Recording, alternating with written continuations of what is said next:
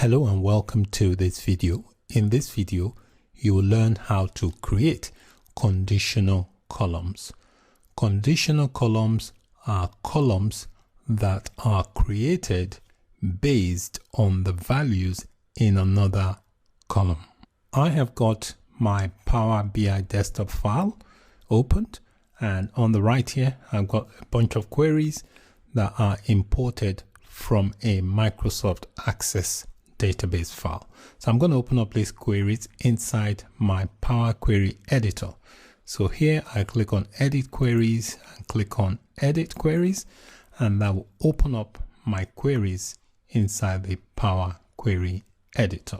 Now I want to create a new column based on certain conditions that I'm going to specify. So you can specify one or many conditions inside an if-else type of statement. So I've got this column selected inside this query called geography. So I click on this add column tab, and underneath I've got conditional column. So I click on that, and that will open up the conditional column option. So here it's asking for a name, so you give it a name. So I'm just going to call this customer locations for short, and then the if statement, just like you use normal if statement in programming, you can also use that here in Power BI. So you specify the condition using if statement. So here I'm going to say if the column name, which is the zip code. So I'm going by the zip code because that's the column I've got highlighted. So if the zip code begins with, so you can specify whatever parameters. I'm going to say begins with. Let's assume the zip code is 908. So I'm going to say if the zip code begins with 908, I want that to be specified as local in that column. All right. You can see here, if you've got several conditions, you can use these three dots here to delete, move up or move down.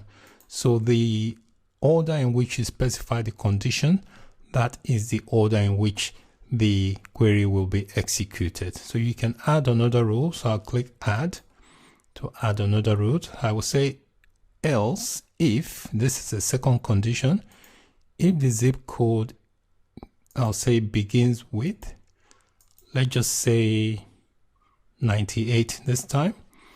I'll say this will be, I'll specify that as regional. And then here under else, which means if it doesn't fall within these two, I'll make it other. So these are the conditions. We are checking for condition based on the zip code. So it's going to create a new additional column based on these conditions I've specified. So it will look through the zip code column. If the column matches, if the zip code matches 908, it will specify it as local in that column. If it matches 98, it will specify it as regional. Otherwise, it specifies it as other. So you can add as many rules as you want to indicate the conditions you want in that column. So I'm going to keep it simple. I'm just going to click OK.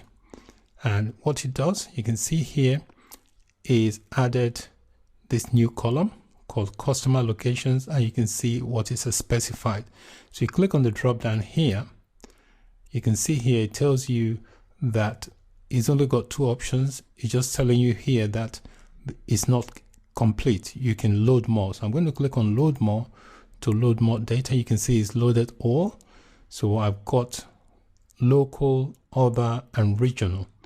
So I can leave that for now. You can see if I wanted to remove the other, I just come here and on the filter, I'll click load. I will remove other so that I'm just left with local and regional.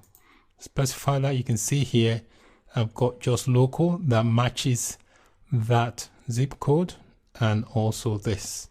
So as you can see in this column here, that was created based on the conditions we set when we specify the creation of the column from this original column. So this zip column here is the source column where we specified condition in order to create this new column called customer locations. So you can, anytime you're creating a conditional column based on the rules you've set, you can always tweak it to get the required output. So based on the condition I set, the output gave me this content, so this data. So you can always filter if you want to. So if I wanted to remove, for example, the regional data, I can go back into my filter and just remove that option so that it displays only local zip code that I have specified.